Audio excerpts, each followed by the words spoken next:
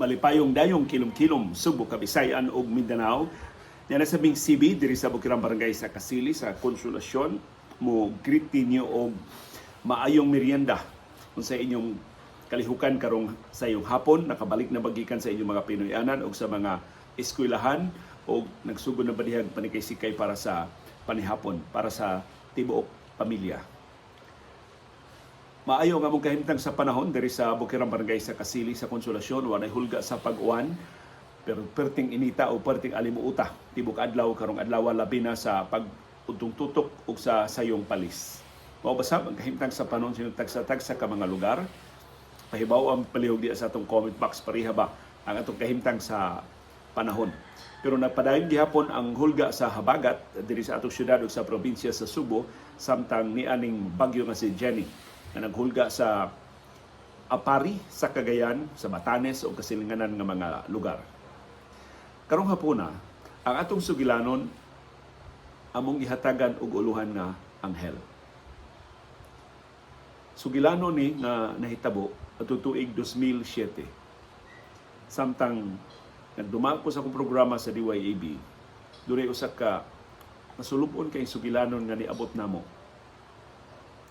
Usa ka 10 anyos nga bata tinun-an sa grade 4 sa Tuong Elementary School sa Bukirang Bahin sa Cebu City naanod sa baha. Ugwa paigkita ang iyang patayng lawas. Gipangita pag kadawat namo sa report gipangita pa intawon ang iyang patayng lawas. Kahinumdum po ko sa ngan sa bata Agnes Tabay. Atong higayuna niigo dinis ato sa Subo, either niigo or direct or hinungaw lang, kusog kayong uwan dinis ato Subo tungod sa bagyo nga si Lando. Unya, nagbaha ang suba diya sa Bukirang Barangay sa Tuong. Diya kini silang Agnes ug ubang mga estudyante sa Tuong, wa may taytayan. So kung magbaha gani, di man sila katabok sa eskwelahan, di man sila kapauli sa bahay, di sila ka tunga sa ilang mga klase, kundi sila muubog sa sapa. Sus. 2007 pa niya, hinaot doon na taytayan karon diha sa Barangay Tuong. So si Agnes, gamay pa man bata, 10 anyos pa man, ug muubog siya sa sapa, malumos man siya, maanod man siya tungod sa kakusog sa sug. Iba mo siya gibuhat sa iyang iyan na si Cleofe man tatingan sa iyang iyan. Giba siya. Unya, kusog man gayo ang sug sa suba diya sa Tuong. Gituntunan sila og pisi. Kanang pisi ba nga gihigot lang sa punuan sa kahoy diri sa usa ka tampi, niya gihigot sa punuan nga punuan sa kahoy sa pikas nga tampi. Dako nga pisi, niya ila lang kuptan. Mula ilang kuptan, isip gabay aron di sila maanod sa kusog kay nga sug sa suba. Ngun adto in town ang sitwasyon. So si Cleofe ang iyaan nagkupot sa pisi, wa makakupot ni Agnes. Tabok na sila. Kuyog sa ubang mga bata na nagbasab sa ilang mga ginikanan. Pag abot na gyud nila tunga-tunga, si Agnes nagba ni Cleofe ang iyang iyaan. Diya bitaw ni kalit nga nilutaw nga batang, ang tawag nila batang, mura bitaw gapnod, mura ba og piraso sa punuan sa kahoy na naanod gikan sa mas ibabaw pa gyud nga bahin sa suba. Sus, ni igo bitaw na ni Agnes, siya gyud na igo. Of course, naniguro siya og kupot sa pisi kay naigo man siya. Pero nalagpot gyud siya, nakabuhi siya sa pisi tungod sa pagkalit kay nga pagdumbol niya sa batang o sa gapnod. Nalagpot intawon kining 10 anyos nga bata na si Agnes. Bisag giunsa intawon ni Cleofe og kapakapa aron pagkupot ni Agnes, wa na sila mag-abot. Kusog man kayang sug sa suba. Ya sa kagamay ni Agnes, wa siya kalahutay og sungasong sa sug, sugianod siya. Sumotong si Cleofe intawon ng iyan, wa kasabot siyang gibatid ang pakitabang. Panawag mo og barangay tanod, panawag mo mga pulis, panawag mo sa kapitan. Naanod akong pangumangkon. Unya kusog man kayo ang baha. Wa man makasungasong sa baha. So sa mga dagko, ang mga laki ni adto sa ubos, gisubay dito, wa ba masangit in town si Agnes sa mga bato, sa mga punuan sa kahoy dito sa ubos, wa gid sila nakitaan. For the next 14 hours, gipangita si Agnes na balaka na ang mga ginikana na labi na ang iyan, guilty kayo si Cleofe nga wa ni makupti si Agnes, na anod silang duha sa suba tungod sa pagdumbol sa gapnod. After 14 hours, doon na siya nga doon ay patayng lawas sa bata na nakitaan. Diri nas may basurahan sa inayawan. Kanang inayawan, basurahan sa inayawan, diha man ag itong suba. Diha gibanlas ang patayng lawas ng taon. After 14 hours, kung tuod man pagsusi dito, si Agnes tabay. Ang 10 anyos nga tinunan sa grade 4 sa Tuong Elementary School. Gikan sa Bukirang Barangay sa Tuong, tiyaw na sa kapintas. Sa iyang nahiaguman, gibangga siya mga bato, gibangga siya o mga nagkalilibahin sa sapa. Hantod gibanlas siya sa tuong kamangis, ihunusan sa iyang kinabuhi. Ang anghel na si Agnes Tabay. Di masukod ang kaguol sa pamilya. Tanang subuan nga nakadungog itong maong trahedya, maglisod og dawat sa may sa 10 anyos nga bata. Naningkamot lang intan nga maka-eskwela sa Tuong Elementary School. Way laing ka paingnan, way laing ka dangpan, di ba in town siyang iyaan. Kinsa nagtinguha sa pagdani nga sa Pikas Tampi aron na maluwas gikan sa dako kusog kay nga sug sa baha. Pero nakalas si Agnes. Ug hangtod karon, pila na katuig? 2007, 2023 ta, pila naman na sin? 26 ba? Years ago. Grabe no? Dili 16 years ago.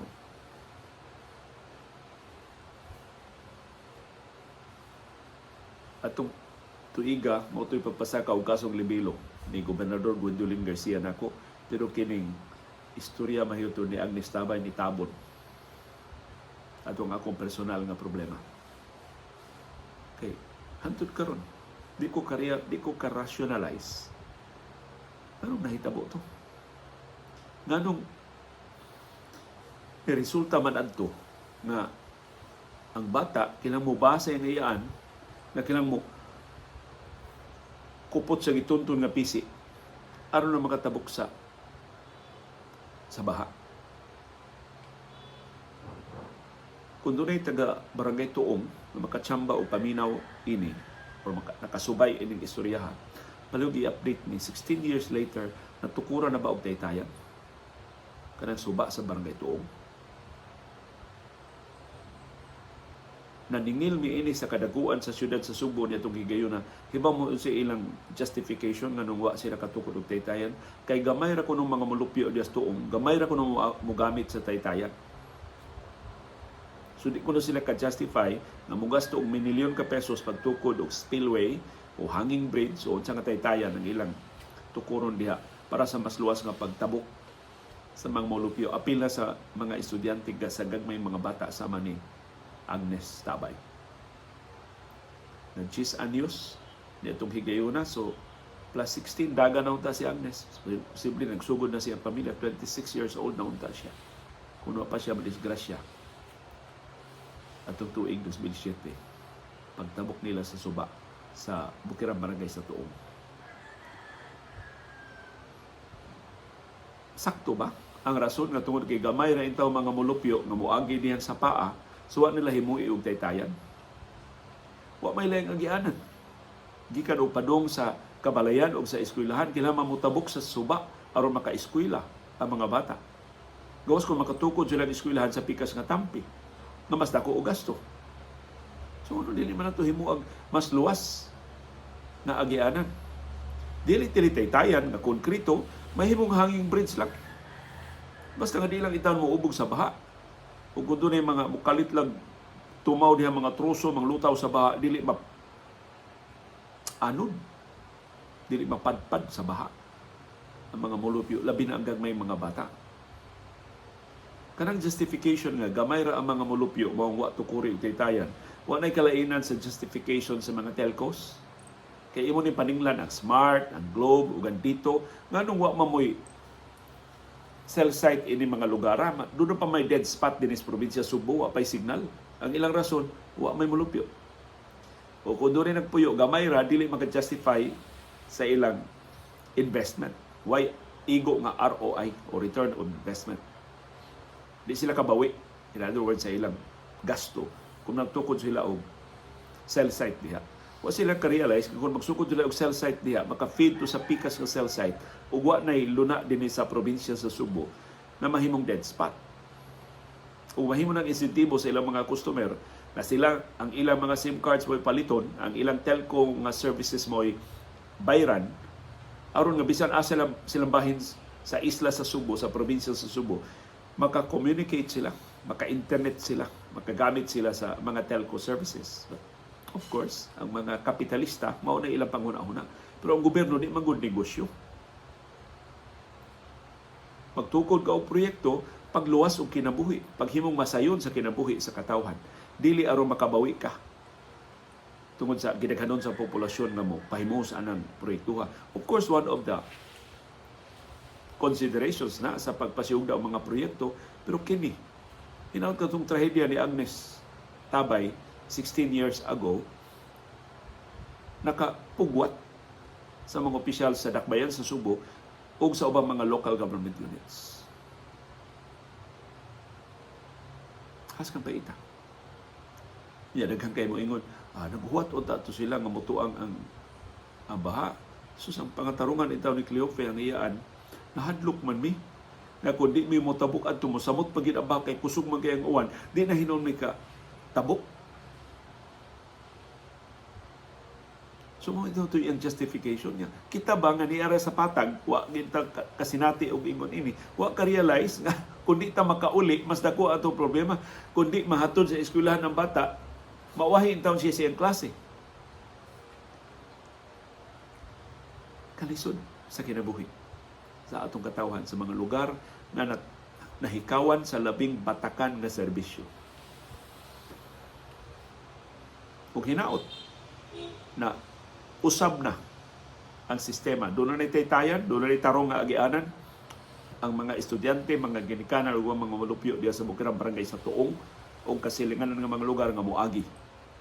Ang suba na kung doon ay uwan, bagis kayo ang iyang sub. Dili gid ka kumpiyansaan.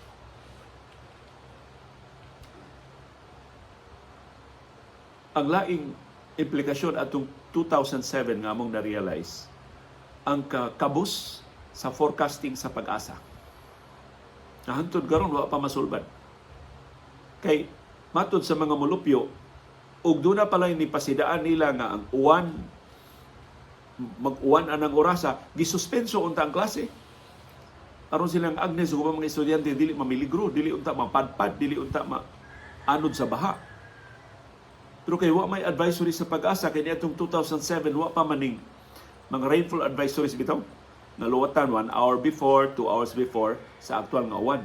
Pero bisan ka na, kung saan pag-abot na sa Bukirang mga barangay, CB girl. Kung saan pagpasidaan ana sa tukma nga panahon, aron dili mahinayak sa ilang mga lakaw, dili mahinayak og tabok diya sa mga suba nga mamiligro day nga magbaha. Ug hantod karon wa na matubag sa Pag-asa. Ang Pag-asa di gyud maka-forecast asa ang uwan. Kay ang uwan sab good, pasabot ni retired Pag-asa Business Director Oscar Tabada lahi sa Baguio, di man guni siya fixed asang dapita nga moigo, ay magagad man na sa cloud formation. Kana bitaw mga cloud seeding operations, di man magtunong. Inig butang nila og asin sa panganod aron nga makamungnang artificial nga uwan napat tungod sa bukid, napat tungod sa mga umahan.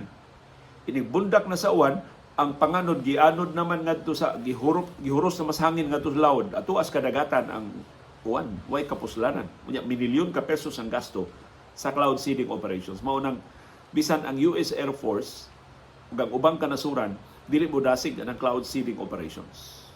Tungod sa kaway kasiguruan asa ang panganod inig-uwan na. Inig-seed nimo sa panganod na pasyuta, inigbundak na sa uwan tuwa nas dagat. Pildi ang imong minilyon ka pesos na gasto sa cloud seeding operations.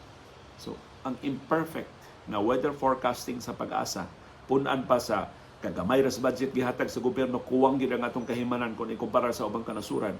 Under the bunal in down sa nature ang atong katawan. Mahibong na lang to, di kalit magkisdom, wa may warning ang Pag-asa, kalit lang uwan, kalit lang baha. Ingnon lang tas Pag-asa, umauni ang sukod sa uwan, mao nagbaha tagahapon. Mura og explanation dili warning ang atong mapaabot sa Pag-asa nganong ni kalit lang uwan, nganong ni kalit lang baha. Labi na sa bukirang mga barangay sa tuong way klarong taytayan, way klaro nga agianan. Ug ang atong gobyerno for the longest time naanam ng subaa sa tuong. Kanang wa man sila kapangitag paagi nga sa mas luwas nga agianan sa mga molupyo. So, magbinuntagay ta og kwinta. Pero usa ra ka butang ang maklaro ang pagpabaya sa atong gobyerno para sa labing kabus natong katawhan. Kaya ang labing kabus natong katawhan, way tingog. Unsa man ta nila paghimog representasyon ngadto sa City Hall? Aron katukuran sila og infrastruktura. Maybe ang ilang kapitan tinuod yung ni pahibaw sa City Hall pero babalibaran lang kayo. mas dinali ang panginahanglan ang Tihero. Niya mas dakong panginahanglan ang Pahina Sentral. Mas daghan na ba rin butante din Padaghanay na ba rin boto na to din sa eleksyon sa Cebu City o sa mga local government units. Nasa ako paghinumdum ini, sa samang adlaw nga among gi-report kining nahitabo ni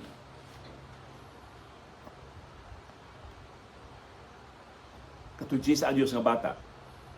Doon na siya tulo ka ginang sa Panimay, diri sa barangay Katarman sa lungsod sa Liloan. Samang uwan, nagibubo sa bagyong Lando, diri sa ato Subo, nakaluka o nakapatumba sa higanting punuan sa akasya. Unya, natabunan ang ilang mga Panimay. Sus, may yung pagkatabon ang ilang, nahagsaan ba yun ba? Na flat yun ang ilang mga Panimay, di na yun kapuyan ang ilang Panimay. Nahitabo ni gabiing dako. Doon man sila kadangpan, kay ngit-ngit kayo. So pag lurang na sa uwan,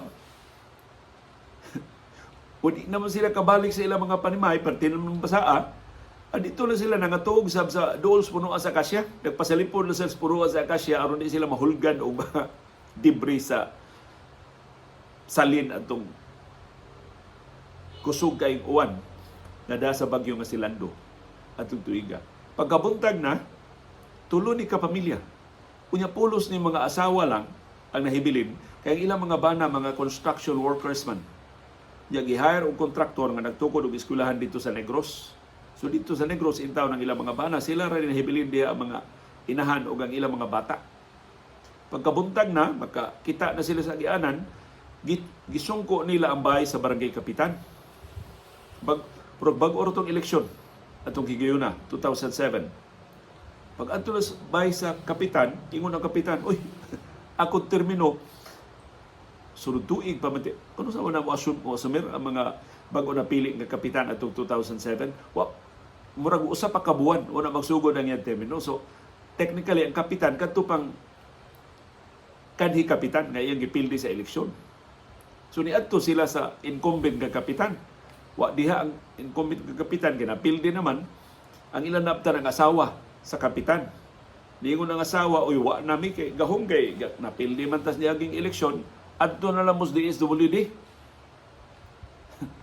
Ang DSWD rin makatabang ninyo. So tuod man, adto silang DSWD. Tiyaw na nanakay sila, nipliti sila, gikan Katarman, padong sa regional nga buhatan sa DSWD, there is may barangay Kareta sa Cebu City. Pag abot nila sa DSWD, giingnan lang sila sa social worker na nakaatiman nila, ma'am, kinapanang litratuhan ang inyong damage before mamatabangan. Ihatag lang inyong address at tuon na mo. Litratuhan sana na to, ipa-document sana na to sa munisipyo. Tapos kapaita. So imbis mo pauli sila sa katarman sa liluan nga wayda, nihapit sila sa ABS-CBN kaya diha pa tumanong studio sa Hagobiao sa siyudad sa Mandawi, Malabyan, Manila pagpauli dito sa Katarman. Dito nila gipabuhagay itaw nilang hiubos sa DYAB nga paita. Gitutud sila. Ang bagong kapitan, di pa mo asumir, o di pagkatabang nila, kaya wa pa ka-asumir sa pwesto. Ang kanhi kapitan, wa na diha, kay napil din sa katungdanan. Gituod sila sa DSWD. Ang DSWD, magkilabag documentation. Una, magkahatag, umbisan unsang tabang nila. Bisan sa kaklaro sa kadinalian sa ilang panginahanglan. Nausab na ba ang gobyerno after 16 years? Dili na batay ipasapasa sa gobyerno kung mangayo ta sa ilang tabang karon, kung si Bako doon katalagman nga moigo na to sa sama sa pagdasmag sa bagyong Lando sa Subo 16 years ago. Nahadlok ko nga wa pa mausab. Samang pagpabaya, samang pagtudtod ang mahitabo sa mga biktima sa katalagman si Bako nga mudangop ining nakalilain nga mga ahensya sa atong gobyerno. Kano sa mata makapaabot og kausaban? Kano sa mata makapaabot og tukma nga tabang, dilian nga tabang sa atong gobyerno sa panahon sa atong panginahanglan? Di ba ita kada adlaw manuktok sa gobyerno? Pero sa panahon sa atong panginahanglan, nagkinahanglan ta sa ilang tabang. Ug tuod man, na-broadcast mo ito na mo sa DYAB, mayor pa niadto si Doc Frasco sa 2007, nanawag siya sa DYAB, o gipakuha niya ang sakyanan katong tulo ka ginang sa Panimay, o gitabangan sila sa munisipyo. So may pagdiretso din sila sa munisipyo kaysa niadto pa sila sa DSWD. Apparently, ang kapitan sa Katarman nga napildi, dili ka partido ni Mayor Doc Frasco ni atong higayuna, utong gipasa sila dito sa DSWD. Kaluoy sa mga biktima sa katalagman na mabiktima ining burokrasya, napasapasa sa burokrasya. So kung hinaot atong mga mayor, atong mga local government units, 16 years later, naka-revise na o sistema na kung dunay dinalian nga panginahanglan, dili na ipasa sa nakalilain nga mga ahensya sa gobyerno. Kung sa resources nga magamit sa munisipyo o sa syudad o sa barangay, itunol sa labing dali nga panahon ngadto sa mga biktima sa katalagman. Ug hinaot panahon sa pagbaha sa mga suba, dili na ta magtuntun og pisi. Atong suspensuhon ang klase, atong deploy ta og mga heavy equipment, paghakot sa mga malupyo nga natanggong aron dili sila kila muubog, magrisgo sa ilang kinabuhi ug kaluwas sa baha sa mga suba. Aron wa nay anghel na makalas sa mga katalagman. Wa nay dinaliang panginahanglan sa atong katawhan nga ipasapasa lang sa nagkalilain nga mga ahensya. Kamuon sa may inyong mga kasinatian sa katalagman? Nahiagong ba sa mo? Ini magtabok-tabok itawon mo og suba. Inig baha. Ako na istorya naman ako kadaghan din doon nami pagpuyo namo sa isla sa Batalyon dito sa lungsod sa Barangay Mandong sa siyudad sa Davao at pang dekada 70 sa nag-eskwela pa ko grade 4, grade 5, grade 6 sa Mandong Central Elementary School. Dunay dako kayong suba itong Davao River, kanang suba nga musangko dito sa Bangkiruhan, mao na suba nga moagi namo sa isla sa Batalyon. Mubaha ganit ang suba, di yun may makatabok. Kung dili kay dako ang baha, mo risgo mi og sakay og bangka. Bugsay-bugsay lang, wa man tuy da makina nga bangka dito. Bugsay-bugsay lang mo ipadpad mig usa ka kilometro pa sa ubos. Pero makadunggo mi sa pikas ka tampi, pero mga basa mi, mo na mag-raincoat mi samtang musakay sa baha, sa bangka. Pero kung di yun mada, kung kusog jud kayo ang baha, dako jud kayo ang baha, mulibot mi sa pikas nga bahin sa isla, mao nang malate na mi, hapon na mi maabot dito sa eskwelahan. Pero kung doon naging periodical exam, doon naging mga major activities, wa may mga telepono gud sa una. So kilangin mi mutungha aron na makaabot pa mi sa eskwelahan sa importante nga mga gibuhaton. Pait sa mga lugar na doon mga suba, na way klaro nga mga taytayan.